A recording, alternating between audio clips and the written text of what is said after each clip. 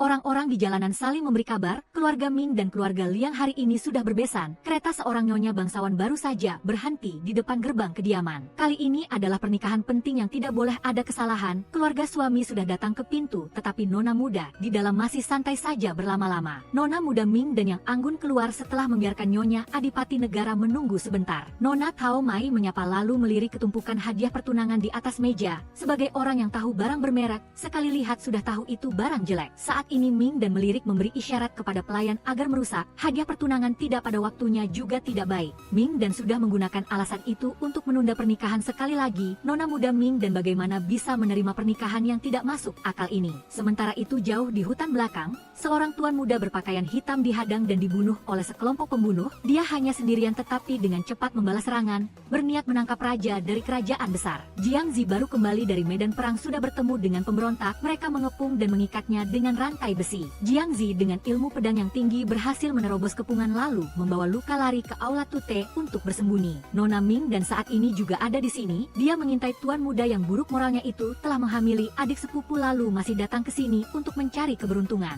Ingin membawa sedikit bukti kembali, tak menyangka malah sial tergelincir dari kursi. Tepat pada saat itu Jiang Su juga sempat menahan Ming Tan. Mata bertemu mata, Ming Tan malu melepaskan diri. Tepat pada saat itu pejabat daerah yang sedang memburu Jiang Su tiba di depan pintu. Dia cepat bersembunyi di balik sudut. Ming Tan yang cerdas, tidak ingin terlibat masalah maka melindungi Jiang Su. Setelah pejabat itu pergi, dia pun naik kereta kuda untuk kembali. Tetapi dia sama sekali tidak tahu Jiang Su juga sudah mengikutinya. Para pengejar Jiang Su mengikuti tepat di belakangnya, menghalangi jalan kereta kuda Ming Tan. Dia turun tangan melindunginya. Pertarungan lagi membuat dia terluka parah. Ming Tan karena takut maka pulang lebih dulu, tetapi meninggalkan kantong obat luka untuknya. Sementara itu Ming Tan setelah kembali malah menjatuhkan bukti yang didapatkan dari tuan muda bajingan itu, maka dia memutuskan untuk mengambil kesempatan datang ke kediaman Adipati Negara untuk meminta maaf lalu menyelinap masuk mencari bukti agar segera membatalkan pernikahan. Ming Tan tidak menyangka malah bertemu Jiang Su di kediaman Adipati Negara.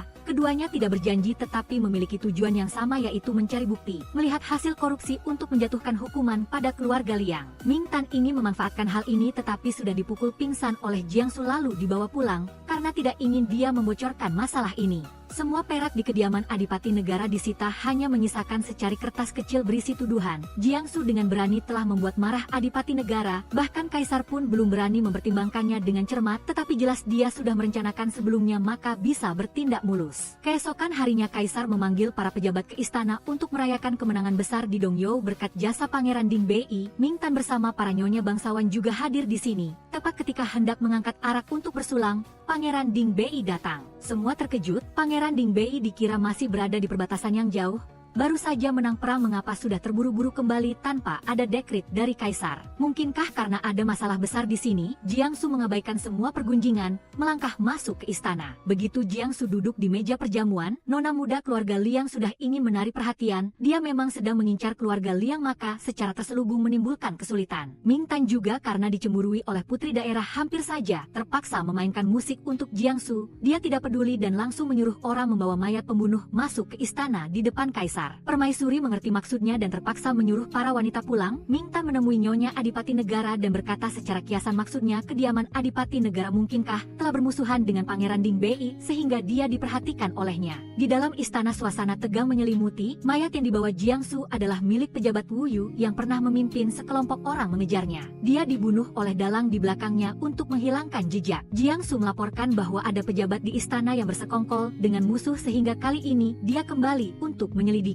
Jiang Su berdiri di depan Adipati Negara dengan tatapan mengancam. Kekuatan di balik semua ini tidak kecil. Dia melapor kepada Kaisar bahwa akan kembali untuk menyelidiki akar masalahnya, menemukan pengkhianat di istana lalu pergi bersama beberapa saudara. Sementara itu di pihak Adipati Negara karena menjadi sasaran Jiang Su maka mendatangi Jenderal Su ingin membicarakan percepatan pernikahan dengan keluarga Ming agar kediaman Adipati Negara memiliki sandaran yang kuat. Ming Tan saat ini bersama Bai Min Min datang menonton pawai lampion di jalanan. Dia dan Min Min duduk di sana membicarakan urusan kediaman Adipati Negara, mulai dari urusan adik sepupu yang hamil lalu korupsi. Lalu tentang Pangeran Ding Bei yang sedang mengincar mereka tanpa tahu bahwa kamar di sebelah justru adalah kelompok Pangeran Ding Bei yang mendengar semuanya. Ming Tan bahkan dengan seenaknya menjelek-jelekan Pangeran Ding Bei meskipun belum jelas wajahnya, sehingga dia bersumpah dalam hati tidak akan pernah menaruh Ming Tan di matanya. Namun urusan pernikahan keluarga Ming dan keluarga Liang memang harus dicari cara. Liang Zixuan demi keuntungan ingin mempercepat pernikahan dengan Ming Tan. Dia menyuruh orang membuat keributan saat pawai lampion sehingga Ming Tan jatuh ke kolam. Dia menyadari maksudnya dengan cerdik, maka di bawah kolam menendangnya sekali dan berusaha berenang pergi. Untungnya saat itu Jiangsu memperhatikan dan curiga, maka dia mengejar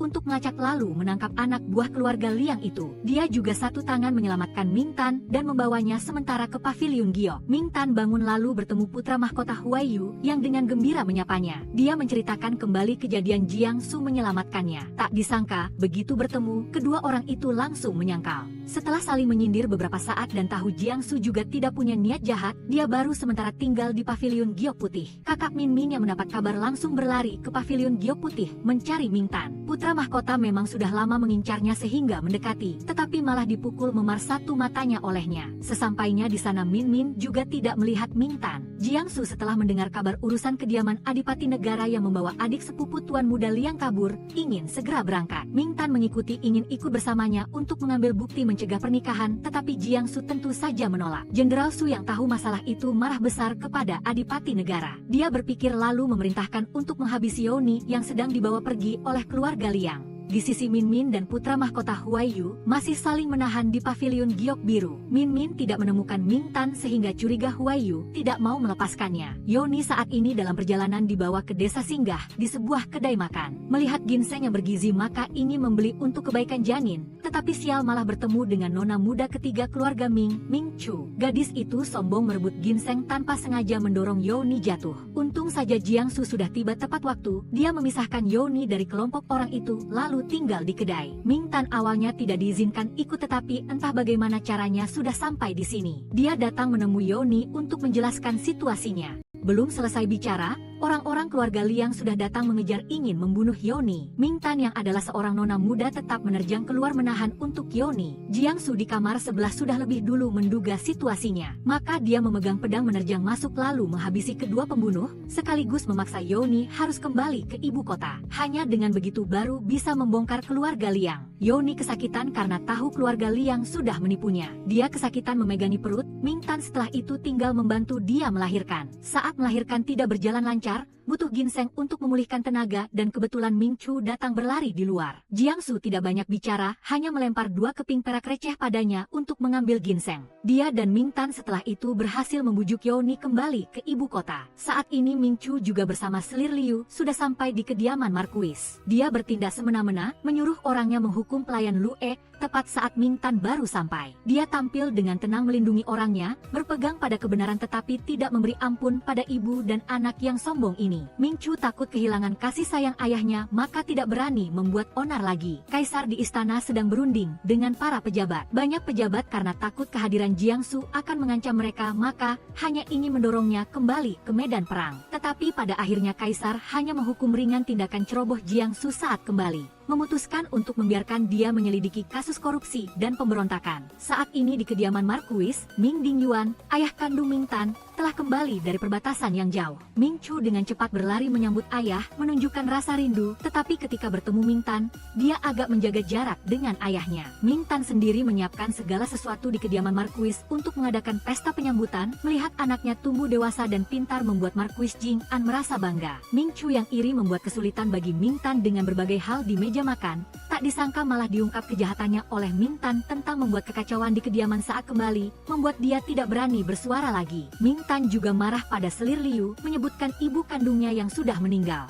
Sedang makan, sepucuk surat anonim dari Jiangsu tiba untuk Ming Tan. Mengetahui orang yang mendorongnya ke air sudah ditangkap, maka Ming Tan bersama ayah dan pamannya pergi ke tempat itu untuk memperjelas situasinya. Markuis Jing An setelah tahu dia telah ditipu oleh Adipati Negara, anaknya harus menanggung penderitaan karena pernikahan ini, langsung ingin pergi ke kediaman Adipati Negara untuk membatalkan pernikahan. Adipati Negara di depan kediaman Markuis tidak berani mengakui rencana kotornya, terus membela diri tetapi sudah dipotong oleh Markuis Jing An dengan fakta tentang Yoni Yoni yang hamil dengan Liang Zixuan, adipati negara dan nyonya adipati negara yang sudah dituduh. Sampai sini masih saja menyangkal. Sampai Yoni datang ke pintu membuat keributan menuntut keadilan, barulah mereka terpaksa mengakui Marquis Jing'an dengan tegas membatalkan pernikahan. Sementara di pihak Jiangsu, dia juga perlu mempertimbangkan setelah membatalkan pernikahan Mingtan, Marquis Jing'an memiliki kekuatan yang kuat, mudah diincar banyak orang. Dia ingin mencari sendiri pernikahan yang cocok untuk Mingtan, bahkan sampai mendatangi kaisar untuk meminta daftar para tuan muda. Setelah dipertimbangkan tidak ada yang cocok, Jiangsu terpaksa menampar wajahnya sendiri, menetapkan satu kalimat dia yang akan menikahi Mingtan. Jenderal Su melihat urusan pernikahan Mingtan sudah gagal, maka dengan cepat meninggalkan keluarga Liang,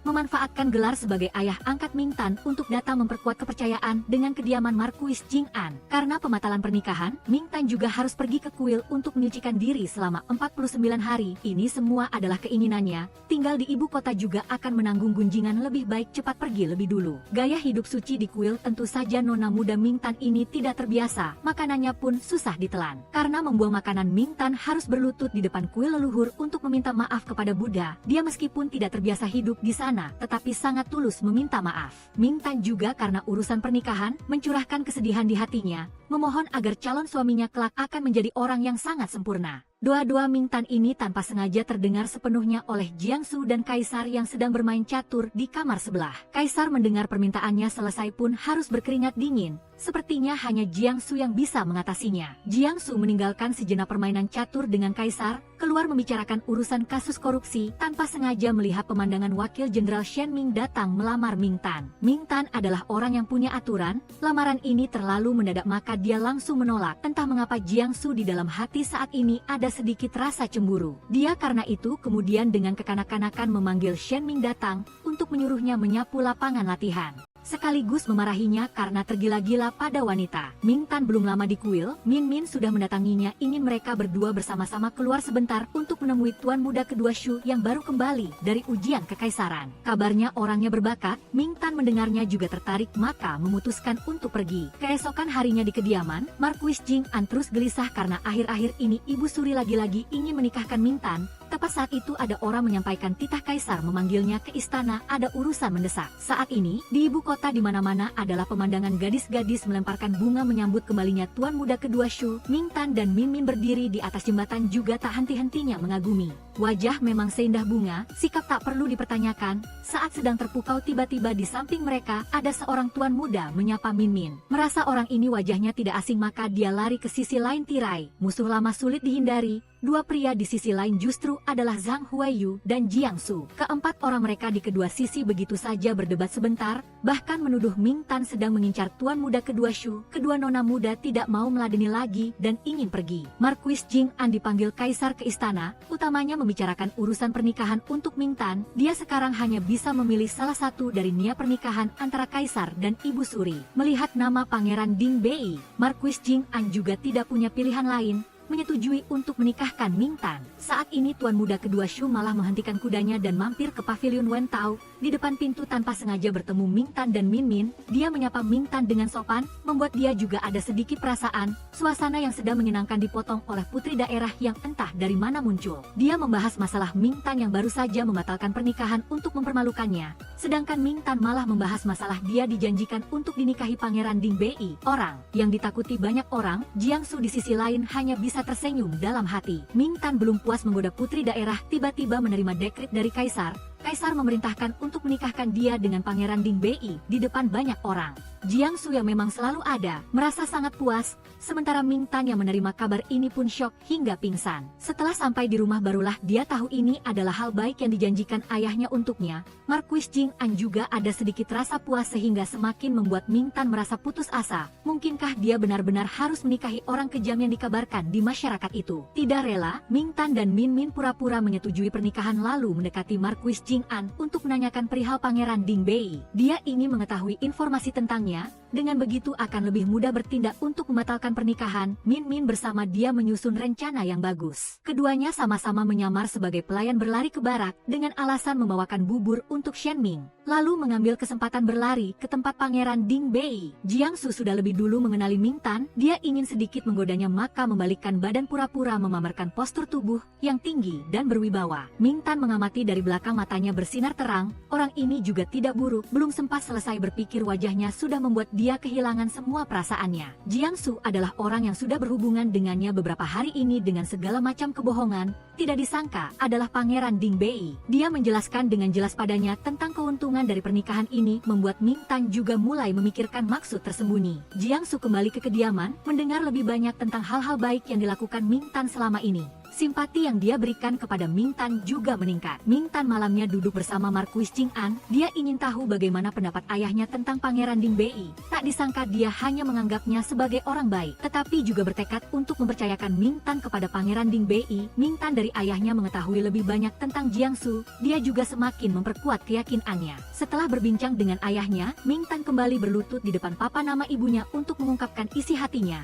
Satu-satunya kekhawatiran dia adalah karena dia terlalu sedikit tahu tentang Pangeran Ding Bei. Juga tidak jelas bagaimana masa depan nanti. Ayahnya baru kembali, dia baru sebentar berada di sampingnya sudah terburu-buru dinikahkan. Bagian yang semakin menjauhkan diri, curahan hati Ming Tan terdengar oleh Marquis Jing An. Dia semakin mengerti kekhawatiran Ming Tan. Adik ketiga Ming Chu setelah tahu Ming Tan dinikahkan dengan Pangeran Ding Bei, selangkah naik ke langit maka sangat iri dan dengki. Menghadapi acara perjodohan di depannya, dia tidak ada sedikit pun semangat karena bagaimanapun dirinya masih lebih rendah dari Ming Tan. Selir Liu menasihati putrinya untuk menerima nasib. Ming Chu karena itu terpaksa harus datang ke Balai Huiji untuk perjodohan dan Ming Tan juga ikut bersamanya. Orang yang dijodohkan dengan Ming Chu ternyata adalah Jenderal Lu, saudara baik Jiangsu. Ming Chu begitu bertemu langsung bersikap angkuh, mencela status Jenderal Lu yang rendah sehingga dia tidak menginginkannya. Sampai mendengar dia berkata punya villa barulah ingin berbalik, tetapi Jenderal Lu melihat hati Ming Chu tidak baik maka menolak, membuatnya sangat marah. Ming Tan saat ini di luar memetik beberapa bait lagu, melihat Min Min dia berlari menghampiri, kebetulan bertemu Pangeran Sang dan Jiangsu. Min Min yang tahu Pangeran Ding Bei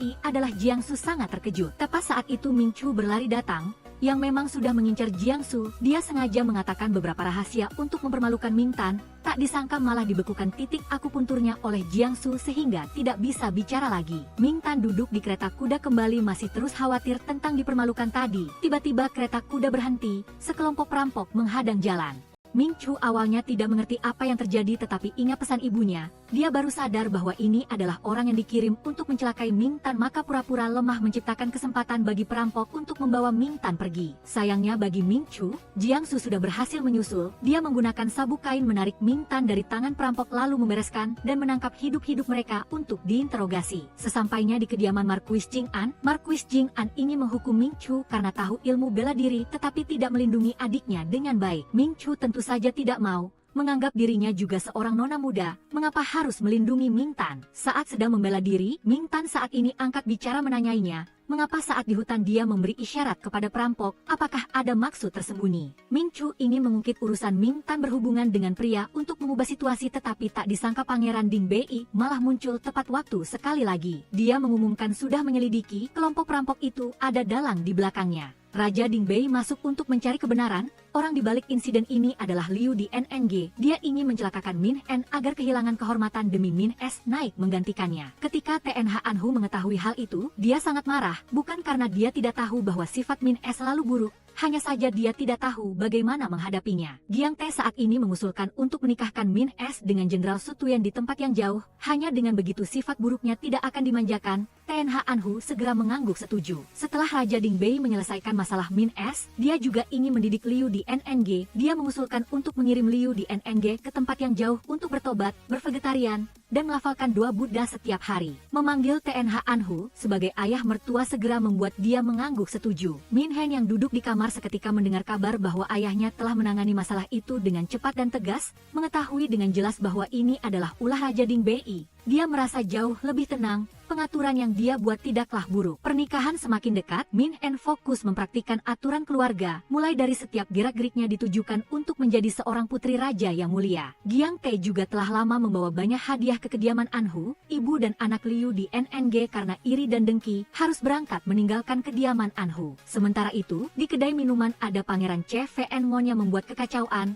Dia sombong dan angkuh menindas orang lain. Namun tak lama kemudian dia sudah dijemput dan dibawa pergi oleh orang dari kantor Kejaksaan Agung. Ayahnya menanyainya tentang ujian kekaisaran yang baru saja diadakan. Hasil CVN Mon disebabkan oleh ayahnya yang membantunya berbuat curang dengan berkolusi dengan seorang pejabat di istana. Kesaksian itu dengan cepat sampai ke telinga Giang Tae dan dia pun melakukan penggeledahan. Memang ditemukan emas hasil korupsi dan suap dari rumah pejabat itu dan juga terkait dengan korupsi ransum logistik militer. Bukti sudah jelas sehingga Kaisar segera menyetujui keputusannya. Tindakan tegas Raja Ding Bei membuat pihak Jenderal Tuk khawatir. Jika dia menangkap Ta Anhu, dia mungkin akan menyelidiki asal-usulnya. Min En lelah karena sibuk mempersiapkan pernikahan. MNMN pun mengajaknya pergi ke pavilion BIP NGC untuk bersenang-senang untuk terakhir kalinya. Meskipun tempat ini tidak diperuntukkan bagi wanita, tujuan MNMN adalah agar Min En belajar sedikit dari gadis penghibur. Dia diundang masuk ke kamar oleh gadis penghibur lalu ditinggalkan dengan sekumpulan lukisan erotis yang membuatnya tersipu. Sementara itu di luar, Pangeran TRNG karena sebelumnya menemukan jimat penangkal orang jahat milik MNMN, salah mengira bahwa MNMN menyukainya sehingga dia dengan murah hati mentraktirnya makan mewah. Mereka berbicara tanpa nyambung untuk beberapa saat. Pangeran bungsu yang kesal meninggalkan jimat itu dan pergi. Dia mengetahui bahwa Min En juga ada di sana sehingga dia berlari untuk memberitahu Giang Tae. Giang Tae khawatir terjadi sesuatu pada Min En sehingga dia sendiri yang mengantarnya pulang.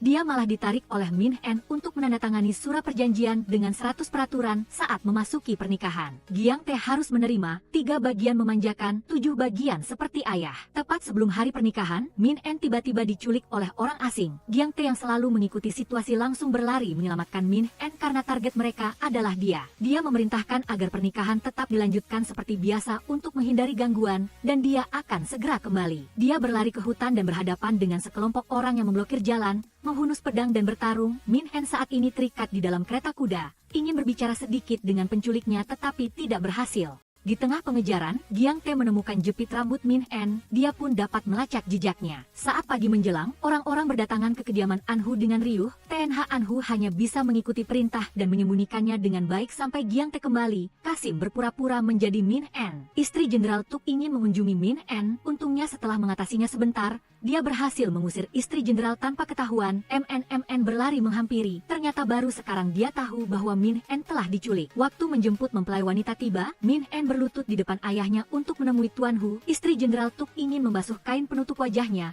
Saat sedang panik, Giang Tae secara pribadi datang menjemput mempelai wanita. Pengantin wanita yang berdiri di sana kini benar-benar Min En. Tadi malam setelah bertarung dia berhasil menyelamatkan Min En kembali. Kini tepat waktu untuk melangsungkan pernikahan. Karena melihat Min En tidak terbiasa berjalan, Giang Tae dengan lembut menggendongnya ke kereta kuda. Orang-orang di sekitar pun merasa kagum. BCHMNMN juga mengambil kesempatan ini untuk mengumpulkan uang hadiah dari saudara-saudara Giang Tae. Dia dan Pangeran TRNG dikatakan serasi. Sesampainya di kediaman Raja Ding Bei, Min En dan Giang Tae melakukan banyak ritual. Kadang Min En nakal, kadang Giang Tae mesra membuat orang-orang di sekitar terus mengucapkan selamat. Setelah ritual selesai, Giang Tae meninggalkan Min En untuk beristirahat di dalam, sementara dia keluar untuk menjamu tamu dengan minuman keras. Min En melihat ekspresi Giang Tae dan merasa tersentuh. Begitu perhatian dan peduli, mungkin dia juga menyukainya. Tampaknya dia beruntung telah menikah dengan suami yang sempurna dan luar biasa. Giang Tae saat ini memperhatikan Tuan Liu, sekretaris Kementerian Keuangan. Dia datang untuk menawarinya segelas anggur, merasa bahwa ini adalah orang yang tadi malam mengendarai kereta kuda dan menculik Min En tetapi belum bisa mengungkapkannya sekarang. Dia duduk di meja bersama dengan saudara-saudaranya. Mereka memberikan banyak nasihat tentang malam pertama sehingga Giang Tae hanya bisa tersenyum masam. Pesta berakhir, Giang Tae pun kembali ke kamar. Min En duduk dia menunggu suaminya, tetapi dia hanya mendekat ke tempat tidur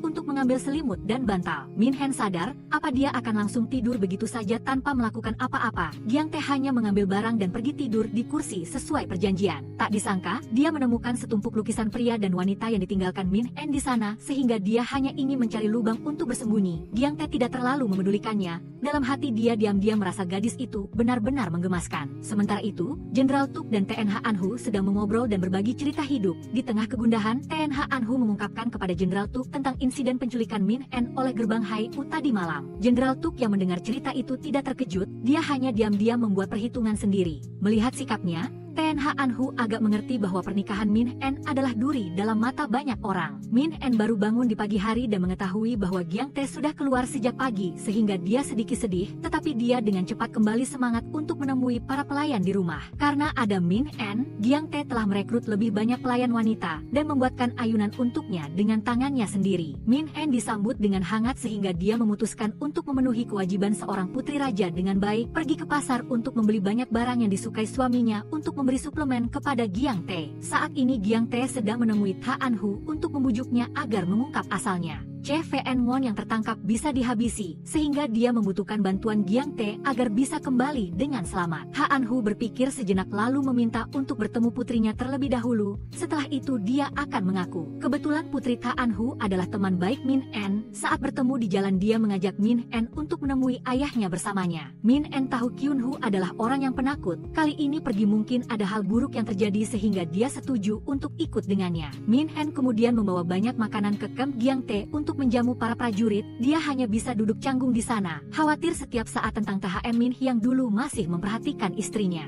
Min En yang benar-benar peduli pada Giang Tae tidak henti-hentinya merawatnya dengan manis. Tak disangka, Giang Tae hanya mengira dia melakukan sesuai aturan perjanjian sehingga menerimanya dengan kaku membuat Min En sedikit tidak senang. Tapi bagaimanapun dia tetap memaklumi suaminya, saat pulang dia bahkan dengan gembira menggenggam tangan Giang Tae. Malam itu Min En menata bunga mawar di seluruh kamar, duduk sendirian membayangkan adegan manis dengan Giang Tae. Tetapi begitu Giang Tae kembali, dia langsung tenggelam dalam pekerjaan. Min En ingin Giang Tae bekerja di kamar tetapi tidak ada perubahan. Dia kesal ingin menarik perhatian suaminya tetapi akhirnya tertidur begitu saja membuat Giang Tae harus menggendongnya sampai ke tempat tidur. Namun dia tetap membiarkannya tidur sendirian, malah membungkus dirinya rapat-rapat seperti ulat di kepompong. Apa dia tidak melihat dirinya menawarkan diri? Keesokan harinya adalah hari di mana mereka berdua harus masuk istana untuk berterima kasih. Min En khawatir terhadap Kyun Hu sehingga berharap Giang Tae tidak menghukum mereka terlalu berat karena masalah Ta Anhu. Tetapi Giang Tae tidak mau mengungkap lebih banyak padanya. Min En tiba di istana dan pergi sendiri ke tempat Ibu Suri dan Permaisuri. Di tengah jalan dia bertemu Putri Nim Tae yang menyindir beberapa patah kata. Tetapi Min En tidak memedulikannya karena suaminya benar-benar sangat baik padanya. Saat bertemu dengan Ibu Suri, Min En juga sedikit gugup,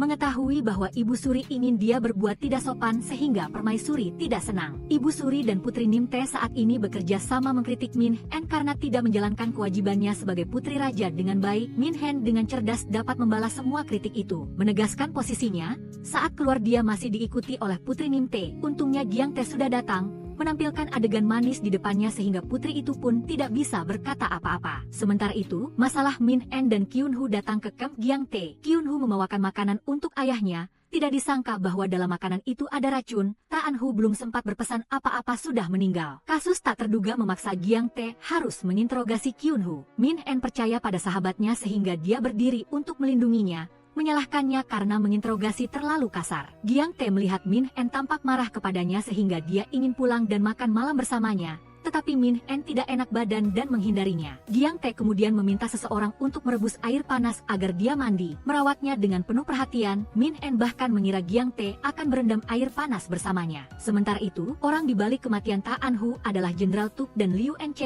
Setelah berhasil membunuh Ta Anhu, penyelidikan akan tertunda satu langkah. Keesokan harinya Min En dan Giang Tae kembali ke kediaman Anhu untuk menjenguk. Dia berlari menemui MN sementara Giang Tae bersama ayah mertuanya membahas masalah penculikan Min En sebelumnya. Giang Tae ingin berhati-hati langkah demi langkah dan dia akan mencurahkan seluruh kekuatannya untuk melindungi Min En. MN baru bertemu lagi dengan Min En sejak hari besar itu. Dia bertanya tentang situasinya, ingin tahu apakah mereka sudah melakukan malam pertama. Tetapi dia melihat Min En menghela napas. Karena melihat Giang Tae sama sekali tidak menyentuhnya, Min En mengira dia menderita penyakit pria yang sulit diungkapkan. Kebetulan perkataan ini terdengar oleh Giang Tae yang berada di luar. Dia sangat merasa terhina di dalam hati tetapi juga belum bisa membuktikan dirinya dirinya tidak bersalah. Saat duduk makan dengan Tuan Hu, dia juga mengambil kesempatan untuk makan banyak makanan bergizi, berjanji kepada ayah mertuanya akan segera memenuhi kewajiban sebagai suami, membuat kedua mata Min En seketika membulat. Beberapa saat kemudian Kaisar memanggilnya dengan mendesak sehingga Giang Tae harus pergi. Sementara itu, Min En kemudian menerima kabar dari pelayan Kyun Hu bahwa dia telah menghilang secara misterius. Kaisar memanggil para pejabat ke istana. Kasus kematian Ha An Hu telah menemukan pelakunya, yaitu juru masak di rumah yang meracuninya. Kejahatan korupsinya juga telah ditangani, gelar dicopot dan harta disita. Giang Tae tahu ini adalah hasil yang telah diatur, tetapi karena belum cukup bukti dia belum bisa membuktikan apa-apa. Saat ini Giang Tae juga menerima kabar bahwa Kyun Hu telah meninggalkan kota secara diam-diam. Ha An Hu telah menyerahkan bukti kepada putrinya, ingin dia membawanya untuk menebus Che Veon. Tepat ketika orang-orang itu hendak membunuh untuk membungkam saksi, Giang Tae telah tiba. Kyun Hu melarikan diri keluar, menabrak kereta Min En yang datang untuk menyelamatkannya, tetapi kemudian mereka dihadang oleh seorang pria, dan itu adalah pria yang dulu menculik Min En. Pangeran TRNG entah bagaimana muncul di sana untuk membantu, tetapi dia sayangnya juga dilukai oleh pria itu. Min En di sisi ini mengkhawatirkan sahabatnya. Setelah bertemu Kyun Hu, dia terus menyalahkan Giang Tae karena tidak mengurus semuanya dengan baik meskipun Kyun Hu sudah membela suaminya. Tetapi Min En tidak mendengarkan sehingga Giang Tae merasa sedikit bersalah. Malamnya di kediaman Raja Ding Bei, Giang Tae secara pribadi membantu Min En merawat beberapa luka kecilnya, merasa bahwa karena masalahnya sendiri Min En terluka. Giang Tae merasa sangat tersiksa. Saat tiba waktu tidur, Min En teringat perkataan suaminya pagi tadi kepada ayahnya sehingga seketika matanya memerah. Giang Tae memang setelah mandi muncul seperti seorang dewa. Perlahan dia mendekatinya, tetapi dia tahu Min En belum siap sehingga dia hanya menggodanya sedikit lalu pergi, dan hati Min En tampaknya sudah meleleh. Keesokan harinya Giang Tae harus masuk istana lagi. Kaisar ingin membicarakan tentang jabatan kosong Ta An Hu. Saat ini para pejabat istana secara bersamaan mengincar TN Ha An Hu. TN Ha An Hu dengan rendah hati memohon kepada Kaisar untuk menyerahkan jabatan komandan, tetapi Giang Tae angkat bicara membelanya. Kyun Hu saat ini juga pergi meninggalkan ibu kota sesuai dengan pengaturan Giang Tae, memulai kehidupan baru. Min En tidak tega berpisah dengan sahabatnya itu sehingga dia mengirimkan sekantong barang untuk Kyun Hu lalu melihat ke arah kereta kuda yang melaju. Di dalam istana kekaisaran, Putri Nim Tae sedang membuat kekacauan dengan Ibu Suri ketika mengetahui kabar bahwa Ibu Suri ingin menikahkannya menjadi istri kedua di kediaman Tuan Raja Jiang, dan pernikahan ini adalah perhitungan antara Ibu Suri dan Jenderal Tu. Min En dan MN sedang berjalan-jalan di jalanan, tiba-tiba mereka menabrak seorang anak laki-laki pengungsi yang datang dari Li Chao yang jauh karena menderita penindasan dari pejabat. Di sekitarnya juga banyak orang yang sakit dan lemah. Min En yang berbelas kasih segera kembali ke kediaman untuk mengumpulkan barang-barang. Dia juga berjanji sepenuh hati akan mengurus masalah di Li Chao, mencari keadilan untuk mereka di istana kekaisaran. Kaisar yang mendengar kabar itu sangat marah. Masalah di Li Chao menjadi seperti itu pasti ada banyak rahasia tersembunyi dari kasus korupsi. Jenderal Tuk saat ini tiba-tiba merekomendasikan TN Ha An Hu sebagai orang yang akan pergi ke Li Chao untuk menangani masalah ini. Giang Tae tahu betul perjalanan itu tidak sedikit bahayanya. Jenderal Tuk bahkan secara langsung merekomendasikan TN Ha An Hu. Mungkinkah dia ingin mencelakakan ayahnya? Min En yang kembali ke kediaman masih memikirkan masalah para pengungsi. Dia ingin lebih banyak membantu mereka sehingga dia meminta izin kepada Giang Tae untuk menyumbangkan sebagian dari uang sewa toko dan toko bordir keluarga mereka. Giang Tae memahami kebaikan Min En sehingga dia langsung setuju. Dan ketika mendengar kabar bahwa ayahnya akan pergi ke Li Chao, tempat banjir yang jauh, Min En ingin Giang Tae membawakan beberapa barang kepada ayahnya untuk melindungi lututnya selama perjalanan. Malam TN Ha An Hu berangkat, Giang Tae datang langsung untuk mengingatkannya agar berhati-hati. Setelah itu dia kembali ke kediaman. Dia juga mengetahui bahwa karena dia memberikan ikan kepada Min En untuk dimakan sore tadi, dia tidak ingin menolak sehingga sekarang dia menderita alergi. Giang Tae merasa tersentuh. Sepanjang malam dia berada di sisinya mengoleskan obat secara diam-diam. Dia mungkin tulus menyukainya sehingga dia menikahinya, dan bukan karena rencana seperti yang telah direncanakan. Sementara untuk MN, dia telah menulis naskah drama yang bagus sehingga menarik semakin banyak orang untuk menonton, hingga tempat mewah Pangeran TRNG kini juga kehilangan semua pelanggan. Min En dan MN dengan gembira menggunakan uang itu untuk dana donasi,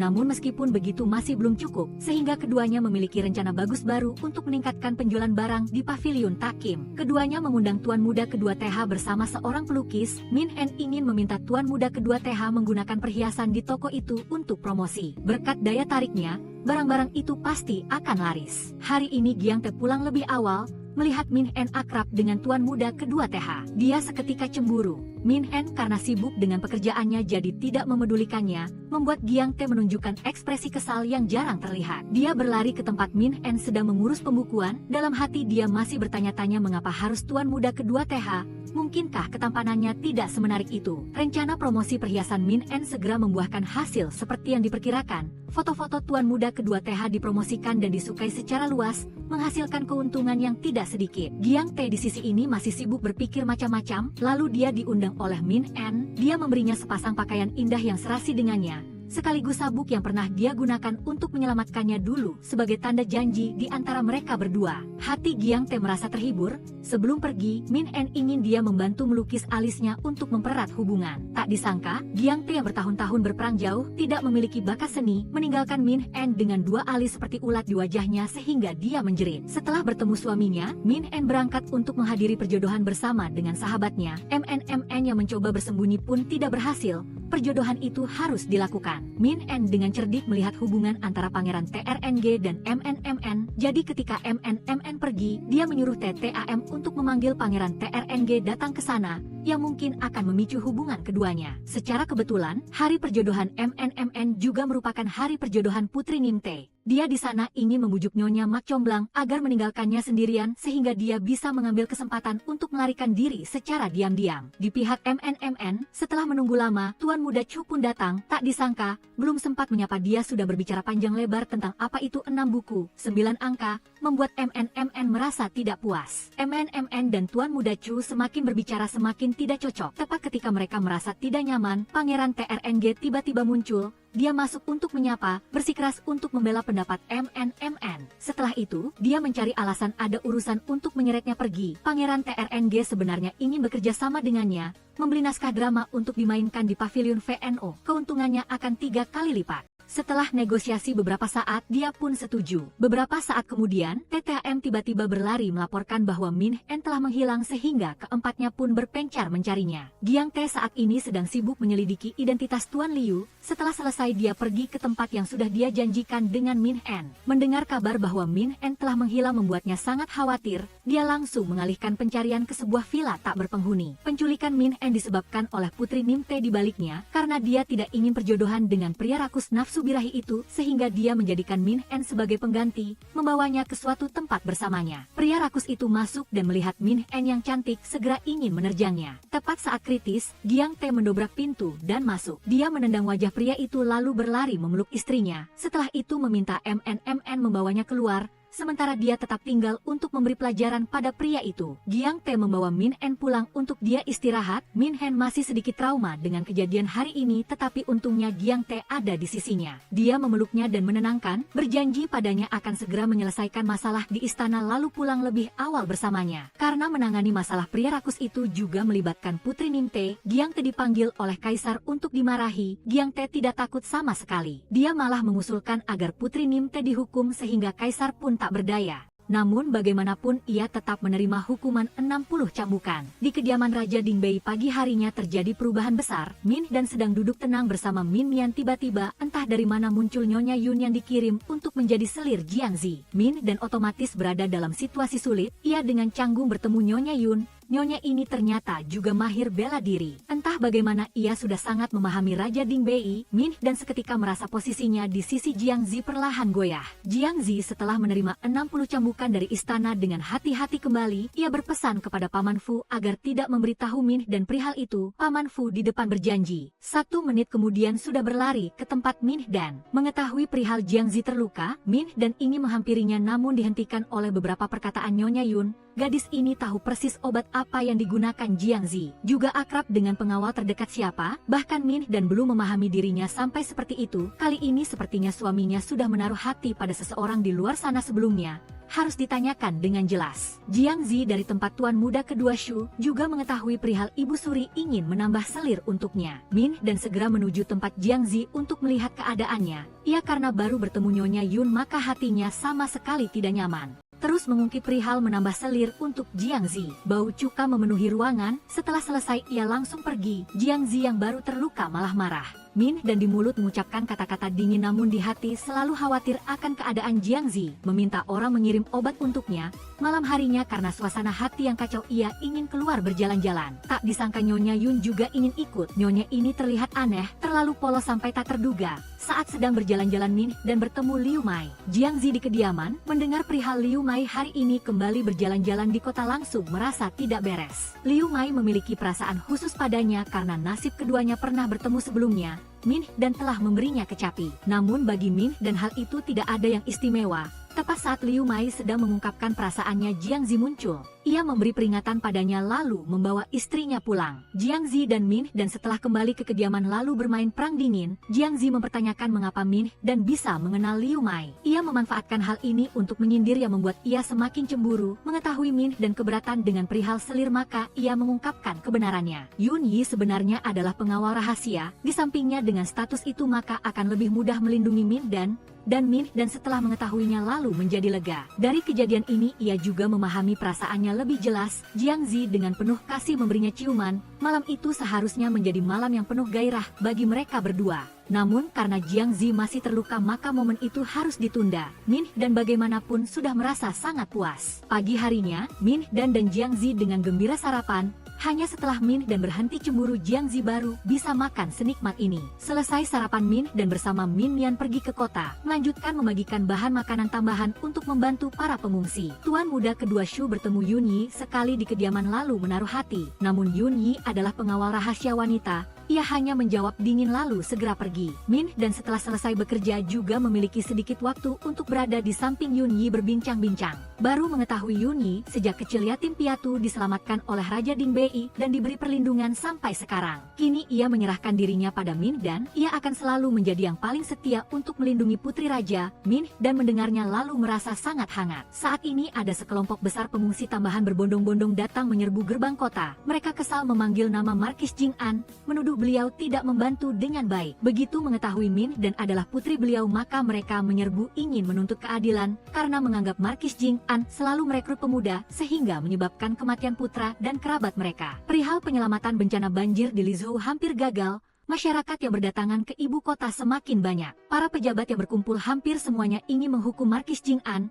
Hanya Jiangzi yang adil ingin menyelidiki dan mempertimbangkan. Ia bersikeras percaya pada Markis Jing'an. Kaisar berpikir sejenak lalu menyerahkan urusan penyelesaian di Lizhou kepada Kuo Pingmao, memerintahkan untuk mengawal Markis Jing'an kembali ke istana untuk diselidiki. Malam harinya di perjalanan kembali, seorang prajurit berlari ke tempat Markis Jing'an mengaku dirinya orang Raja Dingbei, ingin membawanya keluar, mengatakan bahwa di perjalanan kembali bencana besar tak terduga. Markis Jing'an setengah percaya setengah ragu lalu mengikutinya. Kediaman Markis keesokan harinya disegel untuk diselidiki. Min dan dengan tergesa-gesa berlari pulang. Ia ingin berpesan pada para pelayan sekaligus menyiapkan jalan keluar bagi mereka jika terjadi sesuatu di tempat ini. Sementara Jiangzi saat ini menangkap beberapa pembuat onar untuk diinterogasi. Mereka semua adalah pemalsu yang membuat masalah yang dikirim oleh sekte Haimao. Sedangkan orang di belakang layar masih belum jelas. Ia juga mengetahui perihal Markis Jing'an di perjalanan pulang hampir dibunuh. Pelaku yang menyerang malah mengaku dirinya prajuritnya. Kaisar karena ditekan oleh para pejabat terpaksa menghukum Markis Jing'an, mencopot jabatan dan menyita hartanya agar bisa menyelamatkan nyawanya. Kaisar mencari Jiangzi, mengetahui informasi yang ia selidiki maka ia juga berpikir. Ia kembali melihat Min dan yang sedih ingin membersihkan nama baik ayahnya lalu dengan iba menghibur. Ia pasti akan menuntut keadilan untuk ayah membantu Min dan asalkan ia percaya padanya. Markis Jing'an seumur hidup memimpin pasukan menyumbangkan jasa untuk negara. Kini hanya karena satu tuduhan sudah dianggap penjahat oleh rakyat jelata. Min dan di jalan melihat ayahnya dikawal pulang. Ia seketika terkejut berlari menuju tempat beliau, sedangkan Markis Jing'an hanya ingin putrinya kembali. Tidak ingin ia melihat pemandangan dirinya yang seperti ini. Para pejabat korup mendapat kesempatan lalu bertindak lebih jauh. Mereka menggunakan alasan menemukan aset ilegal di Ming lalu datang di depan gerbang kediaman Raja Dingbei ingin masuk menggeledah.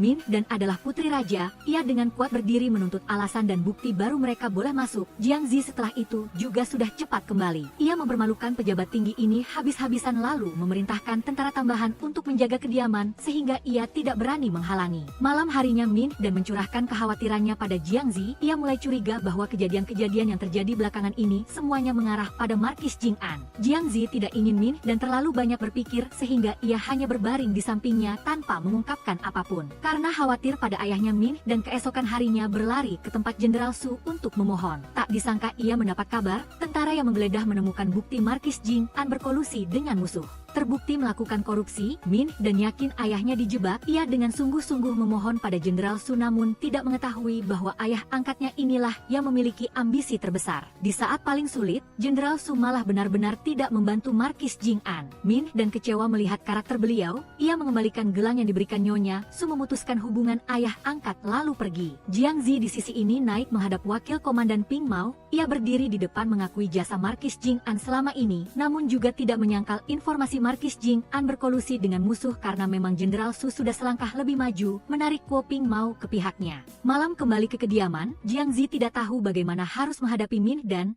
dalam kegelapan ia ingin tahu kebenaran perihal ayahnya. Jiang Zi tahu tidak bisa menyembunyikannya lagi sehingga ia memberitahu Kaisar sudah menjatuhkan hukuman. Ming tidak terlibat, tetapi Markis Jing An sulit menghindari hukuman mati. Min dan hancur menangis. Ia ingin Jiang Zi memberinya kesempatan bertemu ayahnya untuk terakhir kali. Hanya Jiang Zi sendiri, ia masih belum ingin menyerah. Hal yang harus dilakukan sekarang adalah mencari bukti yang membuktikan bahwa hal-hal itu palsu maka bisa membalikkan keadaan. Ia mencari Kaisar berdiskusi tentang pembukuan di Lingzhou yang dikelola Jenderal Su, secara tidak langsung memberikan petunjuk tentang ia kepada Kaisar. Berkat beberapa petunjuk dari Jiang Zi, Kaisar mencari Pangeran Zhang untuk memohon. Pangeran Zhang adalah seorang pengusaha yang mahir dalam pembukuan, terutama trik-trik kecurangan. Oleh karena itu Kaisar ingin ia menyelidiki lebih lanjut perihal pembukuan pajak di Lingzhou. Pangeran Zhang terpaksa menerima pekerjaan itu. Dalam hati diam-diam mencatat dendam pada saudara terkutuk itu. Pangeran Zhang harus melakukan perjalanan ke Lingzhou sehingga ia membuat janji bertemu Min Mian, menyerahkan padanya kekuasaan penuh untuk mengelola pavilion Bieu dan Pulau Wen. Ia juga berpesan dengan teliti padanya saat keluarga Min sedang diincar. Min Mian bahkan belum mengerti apa-apa lalu ia diberitahu perihal kasus pajak di Lingzhou.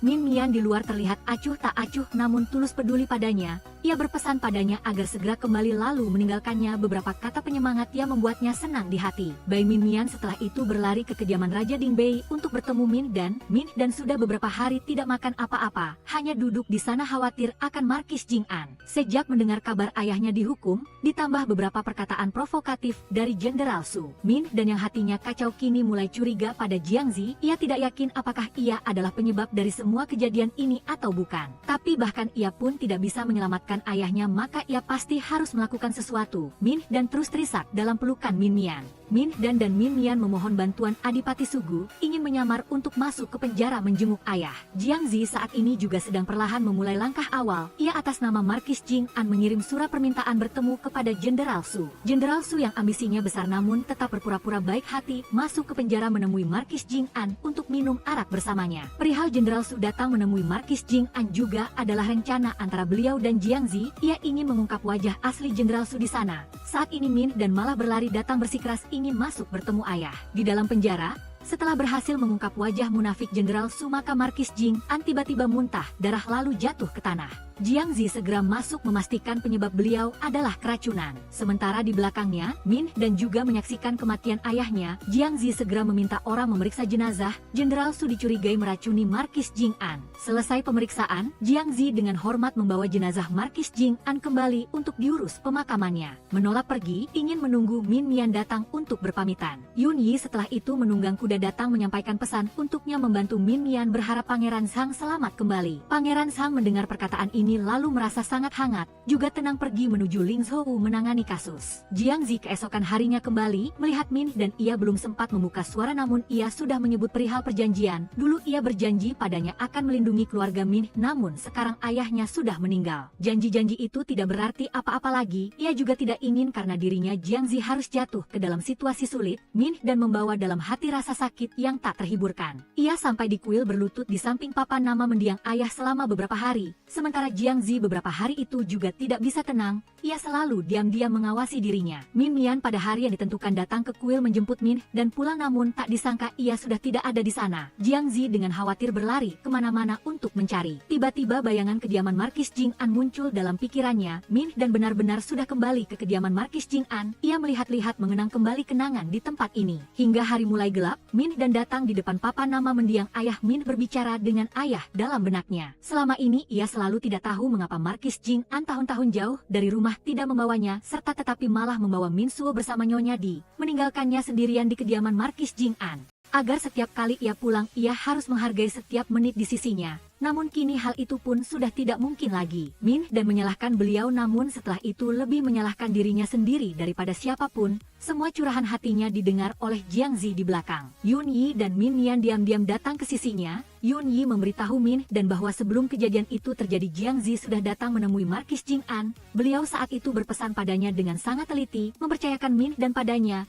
dan dengan menyesal menceritakan alasan mengapa hari itu beliau meninggalkan Min dan sendirian. Sebenarnya adalah karena takut ia akan diganggu oleh ibu dan anak Nyonya Di. Hingga saat-saat terakhir beliau tetap tidak ingin Min dan harus menghadapi pemandangan perpisahan hidup dan mati dengannya, maka dari itu beliau tidak ingin bertemu dengannya. Min dan terdiam mendengarkan, ia juga tidak bisa bertahan lagi lalu jatuh ke pelukan Min Mian menangis terseduh-seduh. Melihat Min dan berduka, Jiang Zi juga tidak merasa lebih nyaman, ia berjaga di depan kamar, hanya khawatir Min dan akan mengabaikan dirinya sendiri karena berduka. Suasana kediaman Raja Dingbei menjadi suram, Jiang Zi ingin peduli pada Min dan namun juga tidak bisa. Ia selalu menjaga jarak dengannya dan tenggelam dalam pikirannya sendiri. Sebenarnya kematian Markis Jing An adalah karena perhitungannya. Namun ia tidak mengatakannya buru-buru karena saat ini orang-orang sekte Haimao sedang mengawasi. Jenderal Su selalu mengikuti gerak-gerik Jiang Zi. Ia tahu ia masih memiliki rencana-rencana yang lebih dalam dan tidak sekadar mendorongnya ke situasi hari itu. Yun Yi karena khawatir Min dan sudah beberapa hari tidak makan apa-apa, maka ia pergi ke pasar membeli banyak hidangan kesukaan Min dan di tengah jalan ia malah bertemu tuan muda kedua Shu dengan beberapa adegan sebentar menangis, sebentar tertawa. Yun Yi kembali ke kediaman bersama Min Mian duduk di samping Min dan untuk menyemangatinya, Yun Yi memahami perasaan Min dan karena dulu saat mengetahui dirinya adalah yatim piatu, ia juga pernah seperti itu. Min Mian tidak bisa mengucapkan banyak kata indah namun meyakinkan akan selalu berada di sisi Min dan tidak peduli apapun yang terjadi. Min dan melihat dua orang yang menyayangi dan peduli padanya, akhirnya ia bisa makan satu suap setelah beberapa hari. Jiang Zi kehabisan cara untuk membuat Min dan senang, terpaksa berlari ke tempat beberapa saudara untuk meminta saran, namun entah bagaimana malah jadinya ia semakin mengganggu Min dan tidak berhasil sendiri. Jiang Zi memberikan sekantong perak kepada Min Mian untuk mengajak Min dan bersenang-senang. Terbukti memanfaatkan kekuatan saudari baik langsung membuahkan hasil. Jiang Zi sedikit lebih tenang meskipun tuan muda kedua Shu kembali ke barak melihat pembukuan. Tak disangka ia malah karena melihat Yun Yi lalu mengejarnya. Sementara Min dan setelah berjalan-jalan di kota lalu memperhatikan beberapa perhiasan yang diselundupkan, ia mulai curiga. Di barak Jiang Zi saat ini ada dua orang yang mengaku dirinya mantan bawahan Markis Jing An. Mereka mengungkapkan kebenaran di Lizhou. Membersihkan nama baik Markis Jing An di depan Jiang Zi, ia berpikir lalu menahan mereka sementara dan akan menyelidiki lebih teliti. Min dan setelah itu mencari komandan ke-6, ia dengan cepat menangkap penyelundup dan memang berhasil menanya jejak asalnya dari sebuah kios di Lingzhou. Tepat saat itu, Kaisar di istana malah menerima kabar Pangeran Zhang sudah dibunuh dalam perjalanan menuju Lingzhou. Meski tidak jelas keberadaannya, Jiang Zi tahu persis ini adalah tanggung jawabnya karena telah merekomendasikan Pangeran Zhang, sehingga ia menerima tanggung jawab untuk pergi ke Lingzhou menyelidiki dan mencari Zhang Huaiyu. Jiang Zi kembali ke kediaman Raja Dingbei, bersiap berangkat lalu bertemu Min dan yang juga ingin ikut. Ia juga ingin menyelidiki sekaligus menuntut keadilan atas pengorbanan ayahnya. Jiang Zi melihat itu juga setuju. Barang-barang segera diatur untuk berangkat. Jiang Zi demi Min dan sudah menyiapkan banyak hal untuknya. Perjalanan kali ini juga ada Yun Yi dan tuan muda kedua Shu yang ikut. Min dan pertama kali bepergian dengan kereta sehingga Min Mian sangat khawatir. Namun kali ini ia sudah memutuskan,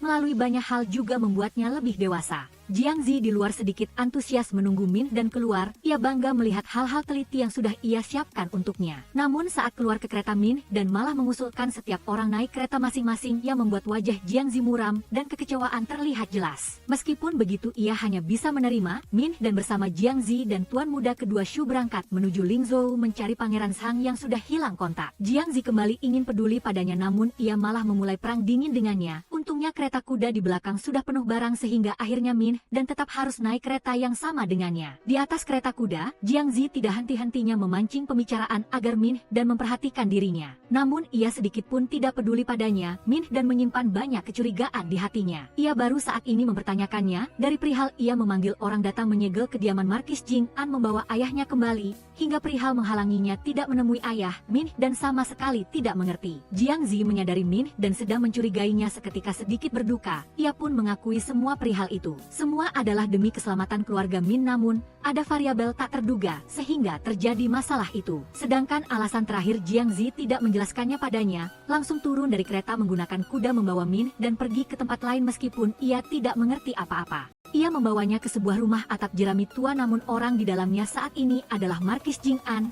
Min dan tertegun air mata juga langsung menetes. Ia berlari memeluk erat beliau, mengetahui kebenarannya semua adalah rencana pura-pura mati yang diatur Jiang Zi. Ia merasa sangat bersalah. Ia merajuk padanya. Jiang Zi tidak ambil hati, hanya khawatir ia karena perihal ini beberapa hari terakhir sudah sedikit lemah. Yun Yi dan Tuan Muda kedua Shu malam harinya tinggal sendirian bersama rombongan kereta. Tuan Muda kedua Shu peduli padanya sehingga sering memberi perhatian dan bertanya kabar. Namun Yun Yi kuat dan tegas, melihat penampilan Tuan Muda yang tidak bisa mematahkan setangkai ranting itu, maka ia tidak mempedulikannya. Di pihak Min dan, ia dan Jiang Zi memutuskan menginap di sini bersama ayah semalam. Min dan asing dengan tempat tidur jadi tidak terbiasa. Jiang Zi dengan lembut menepuk dan memeluknya. Keduanya pun sementara menikmati momen damai. Jiang Zi memanjakannya bahkan mencuci rambut Min dan dengan tangannya sendiri. Hubungan mereka diperbaiki setelah masa salah paham sebelumnya. Saat sudah pagi, Yun Yi dan Tuan Muda kedua Shu melanjutkan melacak tanda yang telah ditinggalkan Pangeran Shang. Setelah berlogika sebentar, Tuan Muda kedua Shu berpikir Ling Zhou sekarang malah menjadi tempat yang aman bagi pangeran, jadi mereka terus melanjutkan perjalanan. Yun Yi seketika juga mengagumi dirinya.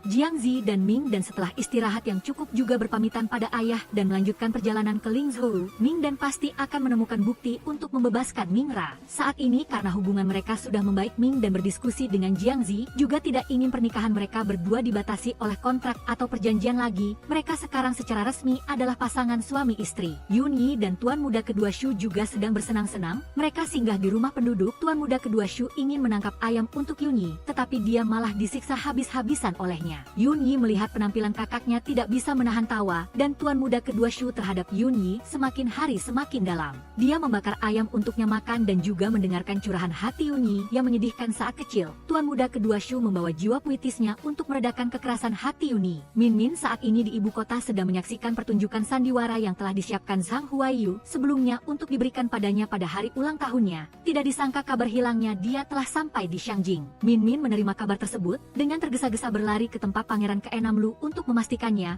Mengetahui bahwa itu benar-benar putra mahkota Shang, dia sangat sedih. Di pihak Jiang Zi, rombongan mobilnya dihadang oleh segerombolan orang yang menyerang dan membunuh. Mereka berjumlah banyak, bahkan ada beberapa orang ahli bela diri. Meskipun ilmu pedang Jiang Zi sangat tinggi, dia tidak dapat menghindari luka-luka. Tuan Muda kedua Shu yang tidak tahu ilmu bela diri malah melompat untuk menangkis sabetan pedang untuk Yun Yi. Di tengah kekacauan, Jiang Zi memerintahkan mundur. Mereka menangkap Yun Yi untuk dijadikan sandera. Yun Yi tertangkap sehingga Tuan Muda kedua Shu tidak bisa tenang. Dia berlari untuk memarahi Jiang Zi, tetapi kehati-hatian Jiang Zi juga karena mengkhawatirkan keselamatan Yun Yi. Lalu mereka melanjutkan perjalanan menuju kota Lingzhou di malam hari. Jiang Zi dan Tuan Muda kedua Shu adalah laki-laki. Dalam sekejap sudah cepat berdamai. Mereka tiba di kota Lingzhou setelah semalam. Prajurit di gerbang kota meminta uang baru diizinkan masuk, tetapi telah ditakut-takuti oleh orang-orang Jiang Zi. Sesampainya di penginapan, tanpa sengaja melihat seseorang yang sedang membuat keributan setelah makan tidak mau membayar. Oleh karena itu Ming dan angkat bicara untuk memberinya pelajaran.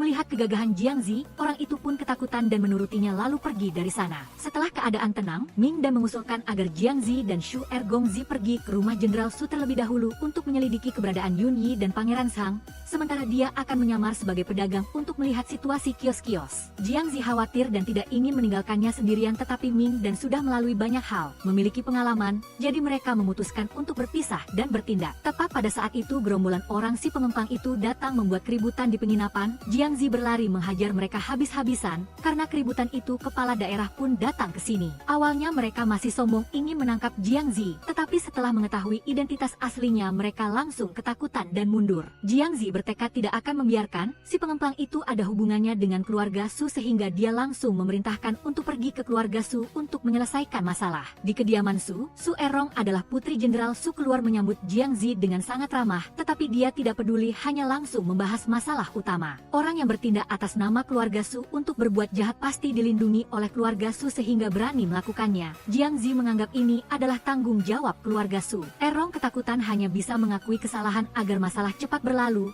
Setelah menyelesaikan masalah yang ada, Jiang Zi ingin tinggal di sini untuk mempermudah membicarakan masalah pajak. Ming dan saat ini menggunakan nama Nona Hi untuk mengintai di jalanan. Melihat barang-barang yang unik dia juga merasa sangat tertarik, tetapi yang terpenting adalah menemukan sumber barang-barang ini. Jiang Zi dijamu dengan sangat hangat di rumah keluarga Su. Barang-barang yang mereka gunakan semuanya berkualitas tinggi, bahkan tempatnya sepertinya tidak sebanding. Jiang Zi mengandalkan kemewahan ini ingin bertanya secara halus kepada mereka. Setelah itu dia langsung ke inti masalah, ingin mengetahui dengan jelas tentang hilangnya putra mahkota Zhang di Lingzhou. Jiang Zi dan tuan muda kedua Shu bekerja sama menginterogasi menantu keluarga Su yaitu Yu Bozong tentang putra mahkota Zhang. Dia dengan gemetar menjawab putra mahkota Zhang jatuh ke air karena mabuk saat naik perahu dan tidak ditemukan jejaknya. Dia berkata begitu tetapi Jiang Zi tahu betul bahwa dia ingin menemukan buku pajak korupsi yang ada di tangan putra mahkota Zhang. Dia terus menginterogasinya sampai senja. Sementara Nona sulung Su Erong saat ini mendengar kabar ada seorang wanita yang pagi-pagi mengunjungi toko-toko mereka membeli banyak barang. Sedikit curiga jadi dia juga memerintahkan orang untuk memperhatikan, sementara dia sendiri datang menyela pembicaraan Jiang Zi untuk mengundang dia dan tuan muda kedua Shu makan. Dalam jamuan makan, Jiang Zi sama sekali tidak menunjukkan kegembiraan mendengar orang-orang keluarga Su mengoceh di depannya tentang masalah pajak dan juga putra mahkota Zhang membuatnya merasa lucu. Meskipun Bozong masih ingin menyalahkan pejabat lain, Jiang Zi maju selangkah, mengatakan bahwa putra mahkota Zhang sudah berada di ibu kota membuat mereka semua pucat pasi. Ming dan saat ini singgah di sebuah kedai arak untuk menikmati, melihat pedagang curang ingin menjual barang palsu jadi dia memutuskan untuk angkat bicara membantu tuan muda itu. Tidak disangka dia malah dicatat musuh olehnya. Mendapatkan kesempatan tidak ada King Wu di samping ingin mempermalukannya. Untungnya tuan muda terpelajar itu telah menyelamatkannya tepat waktu. Dia melihat penampilan misterius Ming dan merasa agak menarik. Jiang Zi tidak berhenti pada beberapa kata tuduhan, dia terus memancing orang-orang keluarga Su masuk ke dalam perangkapnya untuk mencari celah. Gaya hidup mewah mereka ini tampaknya masih memiliki kelebihan uang untuk menutupi kekurangan pajak. Dia curiga Yu Bozong sama sekali tidak penakut seperti yang terlihat sehingga dia mengujinya. Benar saja dia adalah orang yang tahu ilmu bela diri. Dia kemudian pergi bersama tuan muda kedua Shu tanpa berlama-lama. Tetapi setidaknya telah menemukan beberapa petunjuk. King Ying kemudian datang melapor kepada mereka menemukan jejak gerbang Haiyou di sebuah kuil. Ketika sampai di sana benar sekali Yun Yi sedang diikat di sana. Tuan muda kedua Shu dengan cepat membawanya pergi. Jiang Zi tetap di sana membongkar kedok pemimpin yang selalu menentangnya. Tidak lain adalah Yu Bozong. Yun Yi dibawa kembali ke penginapan. Ming dan adalah orang yang mengobati lukanya. Sementara tuan muda kedua Shu setelah kejadian ini juga menyadari perasaannya. Ketika Jiang Zi kembali dia ingin meminta Jiang Zi menyerahkan Yun Yi kepadanya untuk dirawat. Jiang Zi dan Ming dan menganggap bagaimanapun juga Yun Yi yang harus memutuskan masalah ini, maka mereka memutuskan untuk pergi agar keduanya memiliki ruang pribadi. Jiang Zi setelah mengetahui masalah yang dihadapi Ming dan hari ini dengan seorang tuan muda terpelajar juga agak khawatir. Tetapi dia hanya fokus mencari petunjuk lalu melacak barang-barang yang diselundupkan saja. Tuan muda kedua Shu tetap di kamar Yun Yi merawatnya sedikit demi sedikit. Melihat Yun Yi tersiksa oleh luka, dia bahkan menggunakan botol arak meniupkan alunan musik yang menenangkan untuknya. Tiba-tiba saat ini Ming dan teringat hari ketika mereka dihadang dan diburu. Ternyata liontin giok yang ditemukan Jiang Zi dari dirinya yang melindunginya dari sabetan pedang. Tampaknya keduanya memang berjodoh sejak pertemuan pertama di depan kuil Buddha.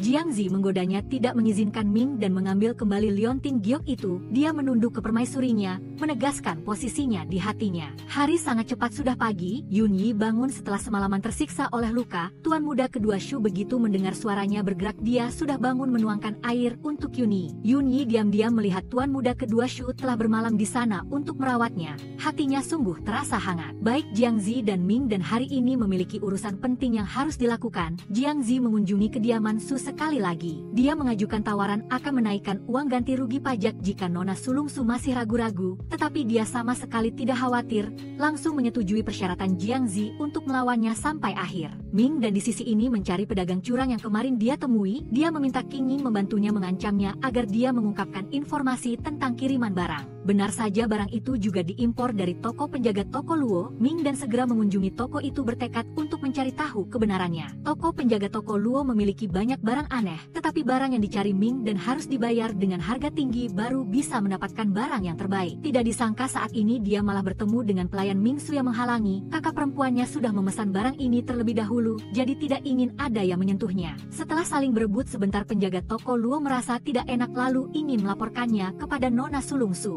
Nona sulung Su kebetulan juga bersama Jiang Zi keluar ke jalan mengintai toko-toko untuk mencari cap segel. Tidak disangka tepat pada saat ini ada masalah jadi dia mampir untuk menyelesaikannya. Jiang Zi melihat Ming dan lalu menegur pelayan Ming Su dan langsung mengambil tusuk konde memberikannya kembali padanya sebagai Nona He. Nona Sulung Su merasa dia tidak sederhana, jadi dia menawarkan diri untuk pergi ke perjamuan bersama mereka untuk berkenalan. Jiang Zi dan Ming dan yang merupakan suami istri tetapi masih harus berpura-pura di depan Nona Sulung Su seperti dua orang asing. Di dalam kereta kuda mereka bercanda dan hampir ketahuan olehnya. Ming dan yang mengetahui Ming Su di sini mengandalkan nama Jiang Zi untuk membuat onar juga merasa sangat bersalah padanya. Su Erong membawa mereka berdua ke gedung Hui, terutama untuk mempermudah mengatur rencana pribadi dan juga untuk menyelidiki identitas asli Ming Dan. Tetapi Jiang Zi tahu hati Su Erong jahat, baik dia maupun Ming dan selalu waspada. Setelah persiapan jamuan makan selesai, Wen Zong saat ini tiba-tiba muncul. Dia diundang oleh Su Erong untuk membicarakan masalah barang dagangan dengan Nona Sulung. Ming Dan sendiri selalu mencurigai dia ada hubungannya dengan keluarga Su, maka dia setuju untuk bergaul.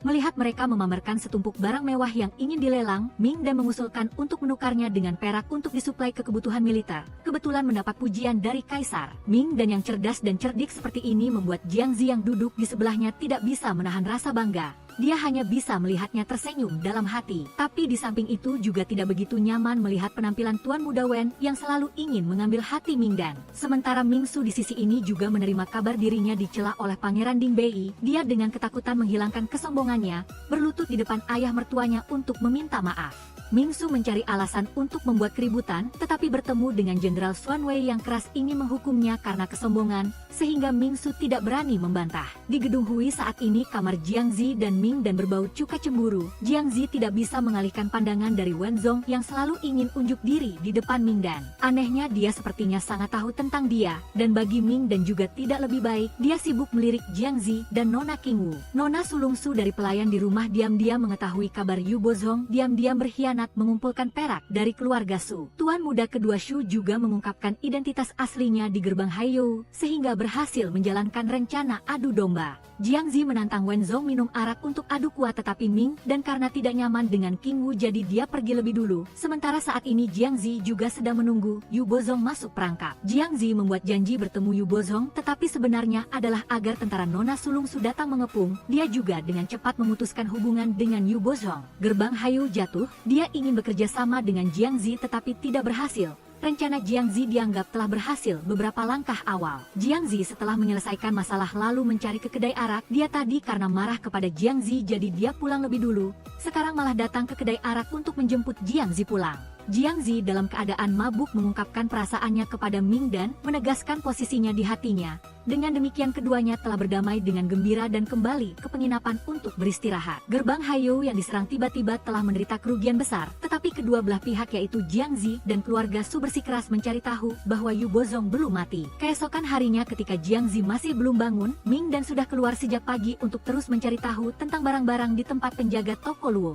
Dia membawa tusuk konde yang diberikan Wen Zong ingin mencari tahu asalnya. Tidak disangka penjaga toko Luo tidak memiliki barang ini. Tepat ketika dia bingung Tuan Muda Wen tiba-tiba muncul, dia sangat tenang, bahkan menawarkan diri untuk membawanya ke toko-toko khusus yang memiliki barang lebih baik. Ming Dan karena sedang membutuhkan informasi lebih lanjut dari Wen Zong jadi dia langsung setuju. Sungguh di kota Lingzhou, dia tahu banyak hal. Toko-toko mulai dari teh hingga kain mahal semuanya adalah tempat yang dia kenal. Bahkan Ming Dan pun terkejut melihat barang-barang ini. Qing Ying yang mengikuti Ming Dan selalu merasa mereka sedang diikuti. Ketika dia tetap di sana untuk menghadang, tidak disangka itu adalah Jiang Zi. Dia karena tidak tenang ketika Ming Dan bertemu Wen Zong jadi dia diam-diam mengikuti. Nona Sulung Su di sisi ini setelah berhasil menyingkirkan gerbang Haiyou dengan jujur menyerahkan kembali uang perak korupsi kepada istana. Tetapi tindakan itu adalah untuk menghadapi Pangeran Ding Bei. Dia juga mulai mencurigai hubungan antara Ming Dan Jiang Zi. Liu Mai di sisi ini melaporkan situasi Pangeran Ding Bei kepada Jenderal Su. Dia selalu berpikir sendiri. Kali ini juga secara pribadi menyuruh orang untuk melacak dan menangkap Yu Bozong. Wen Zong setelah pergi dengan Ming Dan, dia kembali ke tempat penjaga toko Luo merencanakan masalah kiriman barang selundupan berikutnya. Dia selama ini diam-diam di Lingzhou ingin membongkar keluarga Su. Sekarang Pangeran Ding Bei ada di sini juga bisa dibilang sebagai kesempatan yang baik. Su Erong banyak akal dan melakukan trik kotor. Dia menyuruh orang mengawasi tuan muda kedua Shu dan Yun Yi. Takut dia akan menemukan bukti yang dimiliki Zhang Huaiyu. Yun Yi bahkan sengaja berakting sandiwara konflik internal untuk membuat mereka salah paham. Tuan muda kedua Shu awalnya mengira itu sungguhan, dia juga semakin mengagumi Yuni. Su Erong karena melihat Jiang Zi tampaknya menyukai Nona He, jadi dia mengatur agar keduanya bertemu secara pribadi. Begitu melihat Jiang Zi sudah mengerti maksudnya sehingga dia berakting bersama Ming dan sampai akhir seolah-olah sudah jatuh ke jaring cinta Nona He, membuat dia diam-diam senang karena rencananya sebagian telah berhasil. Malam tiba, orang-orang keluarga Su berlari ke tempat tuan muda kedua Shu. Mereka dengan canggung menyelidiki dan tidak berani mengancam sehingga Yun Yi menggunakan ilmu bela diri untuk memberi mereka pelajaran. Jiang Zi saat ini meninggalkan Ming dan di keluarga Su. Dia pergi ke tempat rahasia yang di sana ada putra mahkota Zhang sedang merajuk karena tidak diizinkan menulis surat kembali ke ibu kota untuk orang yang dia cintai. Su Erong menyuruh orang mengikuti tuan muda kedua Shu sepanjang hari tetapi tidak menemukan jejak putra mahkota Zhang. Mengira dirinya ditipu oleh Jiang Zi, jadi dia menyerbu ke kamar dia dan Nona He. Tidak disangka melihat Ming dan di sana berlutut di depan Jiang Zi, dia berbalik menanyai dia tentang pertemuan ini lalu seolah-olah menolak perasaan Jiang Zi dan pergi. Baik dia maupun Ming dan sebenarnya sudah memiliki rencana. Sebelum membiarkan Erong curiga, dia sudah cepat kembali ke kamar, melaporkan situasi saat ini kepada Ming dan masih belum ingin mengakhiri, dia justru karena ingin menyelidiki lebih dalam tentang akar masalah pesanan barang jadi terus tinggal. Jiang Zi khawatir dia harus menderita tetapi sekarang Ming dan tampaknya sudah jauh lebih kuat dari sebelumnya. Pada lelang penjualan di keluarga Su, Wen Zhong mengundang Ming dan datang untuk menghadirinya bersamanya, ingin membantunya dapat menyaksikan banyak barang berharga. Sementara Ming Su hari ini juga datang ke sini. Su Erong setelah mendengar kabar permaisuri Pangeran Dingbei mungkin masih berada di kota Lingzhou, ingin memanfaatkan acara lelang ini untuk melaksanakan rencana pribadinya. Di pihak Jiang Zi, dia diundang ke jamuan minum oleh Nona King Wu yang mewakili para pejabat yang menangani anggaran di Lingzhou. Di sini para pejabat korup semuanya pura-pura melaporkan situasi korupsi di Lingzhou. Tetapi Jiang Zi saat ini sudah memiliki bukti korupsi mereka yang sebenarnya di tangan, sehingga dia tidak segan-segan menggunakannya untuk mengancam. Dia ingin para pejabat mengakui kesalahan mereka dan membuktikan kesetiaan mereka kepada istana daripada lari ke pihak keluarga Su. Jiang Zi berkeliling sebentar tetap ingin para pejabat korup ini sendiri menyerahkan bukti yang menuduh kejahatan keluarga Su kepada istana untuk mendapatkan keringanan hukuman. King Wu adalah orang yang dikirim Su Erong untuk mengawasinya. Di permukaan pura-pura setuju, tetapi diam-diam mengancam para pejabat. Lelang di kediaman Su dimulai, Ming dan dengan cermat mengamati setiap barang dan juga memperhatikan Ming Su di sana. Setelah itu dia menemukan penjualan ini memang untuk menyembunyikan perdagangan barang selundupan dengan harga tinggi. Jiang Zi saat ini dari tempat putra mahkota Zhang, dia tahu akan ada seorang investor yang memegang daftar tuduhan datang mencarinya. Qiu Yu berpura-pura membungkuk di depannya lalu ingin memanfaatkan kesempatan itu untuk memberikan bukti padanya. Tetapi setelah itu dia ketahuan oleh orang-orang kediaman Su. King Wu merasa tidak enak lalu menjalankan rencana. Dia memancing seorang pejabat yang telah setuju untuk menuduh keluarga Su lalu membunuhnya. Jiang Zi sendiri juga terkena obat bius dalam waktu yang singkat. Su Erong setelah mendengar laporan anak buahnya lalu berlari ke tempat Jiang Zi berakting sandiwara. King Wu terkena obat bius. Pejabat itu sudah mati. Jiang Zi bangun tidak tahu situasinya. Hanya tahu dia telah membawa sesuatu untuk menuduhnya pada saat ini. Ming dan di sini juga mulai menanyakan identitas asli Wen Zhong. Dia mengagumi bakat deduksi Ming dan tiba-tiba saat ini tentara istana datang menyita bukti di acara penjualan. Mereka semua ditahan sementara. Wen Zhong baru tahu Ming dan adalah permaisuri Pangeran Dingbei, tetapi sampai akhir dia masih tidak mengakui siapa dirinya sebenarnya. Jiang Zi di sisi ini dikepung oleh mereka dan dituduh. Dia masih tidak panik sedikit pun. Jiang Zi sendiri sudah punya rencana. Hanya sesaat kemudian Tuan Langtan yang ahli dalam menginterogasi pejabat datang dari istana yang jauh ke tempat itu. Dia ingin menyelidiki kasus ini sendiri, tidak ada yang boleh ikut campur. Si hakim itu karena takut kehilangan jabatan juga tidak berani bersuara. Di tempat Ming dan setelah digeledah mereka juga menemukan beberapa barang selundupan, hanya saja asalnya tidak jelas. Belum ada yang mengungkap kebenaran di mana barang-barang ini dibawa. Jadi perlu diinterogasi lebih lanjut. Ming dan juga secara khusus ingin mereka menyelidiki lebih dalam tentang hubungan antara Wen Zhong dan penjaga toko Luo. Dia setelah itu memanggil Jenderal Muda Feng untuk menjemput Ming Su pulang. Ming dan hanya ingin menanyai Ming Su tentang barang-barang selundupan yang dia beli untuk menghindari dia membawa masalah bagi keluarga Feng. Min Es yang tidak mengerti masalah masih ingin membuat onar. Ketika Pung Tiu Tng Kuan angkat bicara barulah dia terdiam dan kembali tetapi dalam hati menyimpan dendam terhadap Min En. Tan Fei saat ini sudah sadar, dia adalah saksi dalam kasus ini sehingga harus melapor kepada Min Han. Tu Ken Hafin pada awalnya masih sombong, yakin bahwa akan dapat memfitnah Giang Te karena Tan Fei adalah anak buahnya. Siapa sangka setelah itu Tan Fei mengungkapkan kebenaran bahwa semua konspirasi adalah ulah keluarga Tuk sehingga dia tidak bisa menduganya. Fung Wei Pemilik yang sebelumnya ditangkap dan dikurung oleh anak buahnya juga sudah diselamatkan oleh Tan Fei dan membawa bukti ke hadapan M. In Han. Bukti yang kini dipegang oleh Nona Tung Wit sebenarnya telah ia tandai di punggungnya agar tidak dirampas oleh Tuk En Havin. Daftar pejabat korup keluarga Tuk telah diajukan, Anin Han yang belum meninggal melainkan hanya tertidur karena obat bius kini juga sudah sadar. Ia sendiri menuduh Tuk En Havin sebagai saksi, buku-buku korupsi dibawa oleh THNH, keluarga Tuk kali ini tampaknya sulit diselamatkan. Di pihak Min En, pasukan istana juga menemukan banyak perhiasan yang diselundupkan, tetapi Fen Tong tidak dapat diselidiki lebih dalam.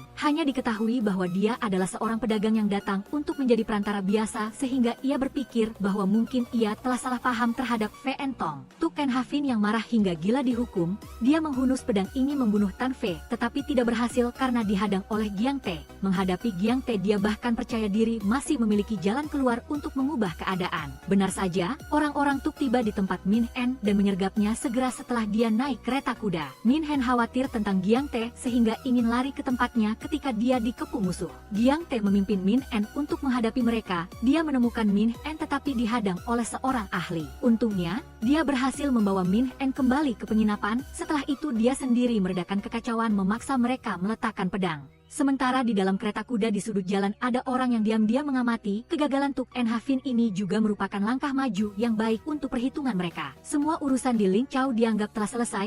CHNG THT buru-buru ingin mengucapkan selamat tinggal kepada Giang Te dan THNH untuk lari kembali lebih dulu kepada MNMN. Dia sudah cukup menderita ketika dikurung di Ling Chao selama beberapa hari terakhir. Adapun Min En, ia bertemu secara pribadi dengan Tan Fei untuk berbincang. Berkat Giang Te yang telah menemuinya untuk nasihati dan membantu Tan Fei mengubah pikirannya di saat-saat terakhir. Ingin hidup bebas sisa hidupnya sehingga ia setuju untuk setia kepada istana. Min En sangat bangga dengan Giang Te. Di kemudian hari apapun yang terjadi ia pasti akan selalu berada di sisinya. Setelah melewati hari-hari melelahkan di Ling Chao, kini Giang Te dan Min En baru punya waktu untuk berjalan-jalan dan berbelanja di kota. Min En saat ini menunjukkan sikap merajuk kepadanya karena beberapa hari terakhir Giang Te hanya sibuk bersama Tan Fei dan dia hanya bisa tersenyum canggung membela diri dalam ketidakberdayaan di hadapan VNGV. Apakah VNGV-nya tidak terlalu cemburu? Masalah keluarga Tuk setelah itu telah disampaikan kepada Hoang THNG di ibu kota. Min Han membawa semua barang bukti ke istana dan menyebutkan daftar serangkaian pejabat keluarga Tuk yang korupsi. Namun anehnya Tuk TNG sama sekali tidak terlibat. Hoang THNG ingin membidiknya tetapi nyatanya tidak menemukan celah apapun. Karena Tuk TNG sendiri telah memisahkan diri dari urusan bisnis dan korupsi, kini hanya Tuk En Havin yang harus bertanggung jawab atas masalah ini. Hoang THNG tahu jelas bahwa semua konspirasi diatur oleh Tuk TNG, tetapi karena terlalu licik, dia telah menyiapkan rencana untuk melarikan diri.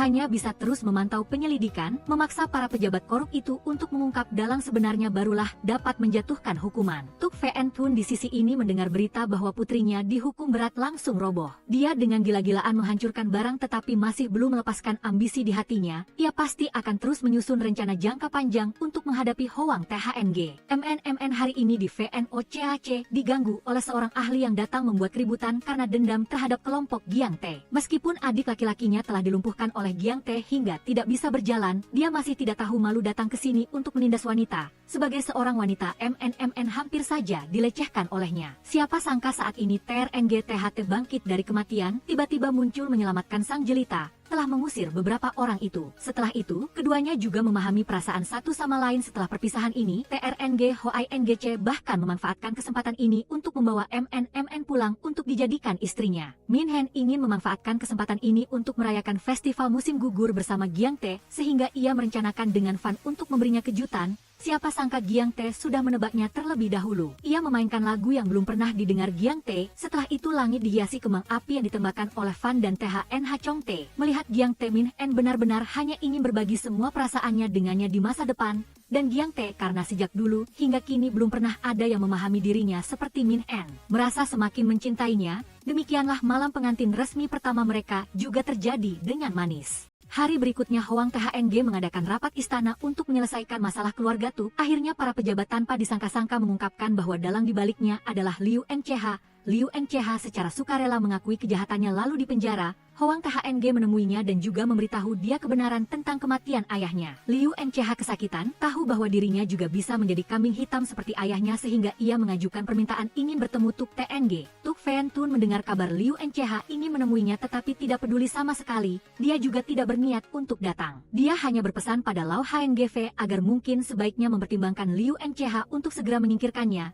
Jangan sampai ada satu orang lagi yang ikut campur. Liu NCH duduk di malam hari menunggu Tuk TNG, tetapi yang datang saat ini adalah kakak penyelamatnya bertahun-tahun yang lalu, yang telah memberinya makan dan pakaian. Kini mendengar kabar itu, ia ingin datang untuk mengantarnya sebentar. Liu NCH setelah mengetahui tentang ayahnya juga ingin menanyai Techa. Mungkinkah tahun itu Techa mengikuti perintah keluarga HNG dan merupakan orang yang membunuh ayahnya? Techa saat ini tidak menolak karena ia punya alasan sendiri untuk mematuhi perintah tahun itu. Liu NCH tidak mau mengerti alasan pengorbanan yang dikatakan Techa. Sebenarnya ketika Hoang THNG datang membujuk, ia telah mengungkapkan bahwa dalang dibaliknya adalah Tuk TNG dengan token kesetiaan kepada orang tua itu, membantu Hoang THNG mendapatkan bukti. Tuk Fen Tun saat ini masih santai minum teh di VNOCAC. Tentara yang dipimpin oleh Alce In Soi tiba-tiba menyerbu, menjatuhkan hukuman dan mengawal dia ke penjara untuk diselidiki. Tuk TNG tidak terlalu panik, malah sangat tenang karena ia masih punya beberapa bidak catur lagi di tangannya. Giang Tae dan Min En masih tinggal di Ling Chao bersama TNH Anhu untuk bertemu Hung TNG Kuan makan bersama. Hung TNG Kuan adalah orang yang jujur, sangat mendukung Giang Tae membasmi pengkhianat. Saat sedang gembira, Giang Tae tiba-tiba menerima kabar bahwa Quach Bingmu telah memimpin pasukan membuat kekacauan. Dia tidak punya pilihan selain meninggalkan Min En kepada TNH Anhu untuk mengantarnya kembali ke ibu kota sementara dia sendiri mencari cara untuk menghadapinya. Min En sangat khawatir tidak ingin dia pergi tetapi tahu ini adalah masalah penting sehingga dia tidak bisa menghalangi. Malam itu, TNH Anhu menemui THNH Chong Tae ingin meminta dia menggantikannya mengantar Min En kembali ke ibu kota. Ia juga khawatir tentang masalah perbatasan yang jauh sehingga ingin pergi ke sana. THNH mengerti situasinya, hanya mendoakannya selamat. Keesokan harinya ketika kereta kuda Min En baru saja tiba di gerbang kota, tiba-tiba dihentikan oleh sekelompok orang dari gerbang Hiu. Mereka menyandera Hung TNG Kuan. Fen Tong saat ini muncul di punggung kuda, juga mengungkap identitasnya sebagai orang dari pemberontak selatan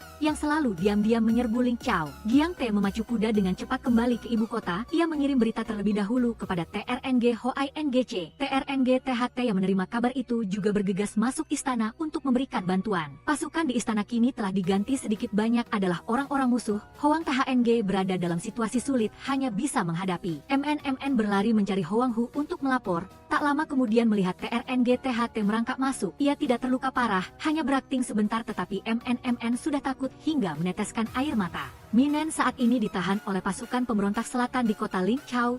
Rombongan THNH dan Fan juga dipisahkan darinya dan dikurung. Fen Tong belum berniat menyakiti Min En. Dia menyajikan banyak barang langka dan berharga padanya, meminta dia keluar bersamanya maka ia akan menahan Hung TNG Kuan. Min En tidak punya pilihan lain selain setuju. Dia membawanya ke gerbang kota Ling Chao, ingin membujuk Min En untuk menjadi miliknya maka ia pasti akan menjadikan Ling Chao tempat yang makmur, dan Jiangshan adalah miliknya. Min En dengan tegas tidak setuju, di hatinya hanya ada seorang NHBC VNG, dan dia adalah NHBC VNG V, tidak akan pernah bersekongkol dengan musuh luar. Kelompok Fan di sisi lain menggunakan trik pengawal rahasia, pura-pura bertengkar hebat memanfaatkan mereka menyerbu masuk, dan berhasil melarikan diri. Saat ini di luar kota ada sekelompok pasukan yang mendekat dengan pakaian pemberontak selatan. Min En awalnya panik melihat mereka mendekati gerbang kota, tetapi tanpa diduga ketika melepas topi, pemimpinnya ternyata adalah TNH Anhu. TNH Anhu memimpin pasukan menyerbu masuk kota Ling Chao memusnahkan pasukan pemberontak selatan. Fan menyelamatkan Hung TNG Kuan, ia juga memimpin pasukan di dalam kota menyerang keluar untuk bertempur. Hiu Mon yang menghadapi Hung TNG Kuan telah dibunuh olehnya. Mereka lari ke tempat Fen Tong tetapi seorang bawahannya telah lebih dulu menyandera Min En. Fen Tong awalnya tidak ingin menyakitinya, kehabisan cara dia hanya bisa membunuh rekan-rekannya sendiri lalu bunuh diri di depan Min En. Min En tidak ingin dia mati tetapi tidak bisa mencegahnya. Kota Ling Chao keesokan harinya sementara damai. Min En yang telah melalui banyak cobaan juga menyadari bahwa keluarga adalah hal yang penting. Jadi dia mencari Min Es untuk berdamai. Min Es pada awalnya masih keras kepala berpikir Min En tidak bermaksud baik padanya, tetapi melihat ketulusan Min En, ia juga tidak menolak lagi. Setelah itu TNH Anhu juga muncul membuat Min E sangat terkejut. Pada dasarnya dia tidak jahat hanya karena terlalu dimanja sehingga memiliki sifat keras kepala. Min En bahagia menyaksikan keluarganya berkumpul kembali. Kwach Bingmu saat ini telah memimpin pasukan ke markas Hoang THNG. Ia masuk perangkap LC-In Soai sehingga marah lalu menyerang. Hoang THNG yang memegang pedang memutuskan untuk bertarung hidup dan mati. Jumlah pasukan barat yang lebih banyak sehingga sangat cepat Hoang THNG terdesak. Tepat pada saat ini Giang Te tiba tepat waktu. VNG menghadapi Kwach Bingmu dan memimpin pasukannya maju untuk bertempur. Liu NCH setelah memanfaatkan kesempatan melarikan diri dari penjara saat istana kacau balau, ia berlari mencari Tuk TNG tua untuk mengonfirmasi kebenaran masa lalu. Melihat Tuk TNG bersikap tenang dengan semua kejahatannya, Liu NCH dengan gila-gilaan ingin menghabisi dia, tetapi saat ini harus menghadapi Techa. Ia ditusuk pedang oleh Techa hingga menembus tubuhnya, tetapi juga telah membunuh gurunya. Tuk TNG sulit menghindar. Liu NCH membunuhnya lalu juga ambruk dengan bayangan terakhir adalah Min En.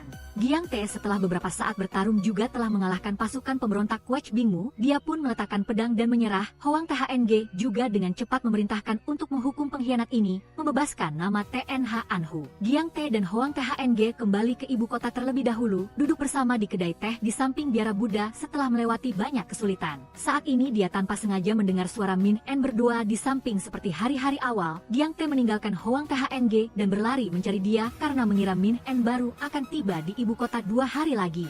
Giang Te melihat Min En lalu memeluknya erat. Min En merajuk ingin dia berjanji padanya bahwa di masa depan apapun yang terjadi dia akan membawanya serta. Selain itu, tadi doa yang ia panjatkan di biara Buddha juga telah didengar oleh Giang Te. Min En sedang mengandung buah cinta mereka. Giang Te yang bahagia hanya bisa memeluk dan berterima kasih kepada VNGV. Keesokan harinya, MNMN dan TRNG THT secara kebetulan datang mencari Giang Te dan Min En. TRNG THT ingin menanyakan rahasia untuk mendapatkan istri kepada Giang Te, sementara MNMN ingin mengajak Min En berjalan-jalan di kota bersamanya seperti biasanya. Giang Te tahu hal itu lalu berlari mengomel khawatir tentang segala macam hal pada Min En membuat MNMN tidak mengerti apa-apa. Giang Te khawatir tentang anak mereka tetapi belum bisa mengungkapkannya. TRNG THT melihat MNMN di sini lalu berlari mendekat menempel padanya tidak mau berpisah. Keduanya juga diberitahu oleh Min En bahwa dia akan segera punya keponakan sehingga sangat gembira. MNMN bahkan berlari membeli hadiah untuk anak itu. TRNG THT tentu saja ikut dengannya. Giang Te karena urusan VNGV terus-menerus tenggelam dalam pikiran, bahkan saat rapat istana pun tidak memperhatikan apa yang dikatakan Hoang THNG. Hoang THNG sedang ingin membicarakan masalah di Ling Chao. Hari-hari kekurangan manajer sehingga perlu NHBC VNG untuk mengajukan rekomendasi. Tepat pada saat itu THNH Chong Te juga datang ingin meminta izin Hoang THNG agar ia diizinkan pergi ke Ling Chao. THNH tidak ingin terikat di ibu kota, berkat cintanya pada Fan ia memiliki motivasi untuk dewasa. Hoang THNG terdiam, tak disangka istana malah menjadi tempat untuk pamer kemesraan. Ia hanya bisa mengabulkan permintaan THNH. THNH Chong Te berhasil mengambil langkah besar. Ia mengajak Fan berkencan ingin menyatakan cinta padanya. Fan setelah mendengar isi hati THNH tiba-tiba takut dan menarik diri. Dia menolaknya tetapi THNH tidak menyerah. Dia tahu kesulitan di antara mereka berdua sehingga secara sukarela datang ke Ling Chao. Juga ingin dia ikut bersamanya. Fan sulit mengambil keputusan di dalam hati sehingga dia belum memberikan jawaban yang pantas kepada THNH Chong Te. Fan pun kembali ke kediaman NHBC VNG dengan perasaan yang kacau. Min En melihatnya lalu bertanya, dia mengerti bahwa Fan tidak berani menerima hal-hal baik karena tidak dibesarkan dalam kasih sayang. Sehingga Min En ingin Fan hidup untuk dirinya sendiri. Fan berpikir lagi, melihat bayangan THNH di dalam hatinya, maka ia pun telah membuat keputusannya sendiri. Fan datang ke ruangan mencari Giang Te tepat ketika dia sedang membahas masalah medan perang dengan para pejabat. Melihat Min En datang mereka menyingkir ke sudut tersembunyi. Min En tidak tahu ada orang sehingga berceloteh manja kepada Giang Te, meminta dia menciumnya sekali barulah ia mau pergi. Saat ini seorang pejabat di belakang bersin barulah Min En menyadarinya. Dia malu hingga wajahnya memerah dan setelah itu bersembunyi di balik selimut sepanjang malam. Tetapi bagaimanapun juga harus membahas masalah utama sehingga Min En mengabaikan rasa malunya, ingin berbicara dengan Giang Te tentang masalah Fan. Giang Te mengerti maksudnya sehingga ia mengambil keputusan. Giang Te menyerahkan tanggung jawab besar kepada Fan untuk melindungi THNH Chong Te hingga kota Ling Chao. Berada di sampingnya tidak beranjak. Meskipun ini adalah sebuah tugas tetapi kenyataannya Giang Te ingin memberikan kebebasan pada Fan, tidak lagi menjadi pengawal rahasianya. Min En bersusah payah menyiapkan banyak barang seperti hadiah untuk bekal yang bisa dibawa Fan, karena bagi dia, Fan hanya memiliki keluarga yaitu dia dan Giang Te sehingga Min En ingin menyiapkannya sendiri dengan baik. Namun belum sempat mengucapkan perpisahan, Fan sudah diam-diam meninggalkan surat untuknya lalu pergi. Dia tidak tega mengucapkan selamat tinggal pada Min En sehingga hanya bisa diam-diam seperti itu, dan Min En demi kebahagiaan Fan maka ia pun telah menerima kepergian Fan darinya. Giang Tae selalu merawat Min En dengan sangat baik, bahkan memesan ayunan khusus untuk putra tercinta. Dia dan Min En juga memikirkan nama untuk anak mereka sendiri dan tidak membiarkan istana yang memilih.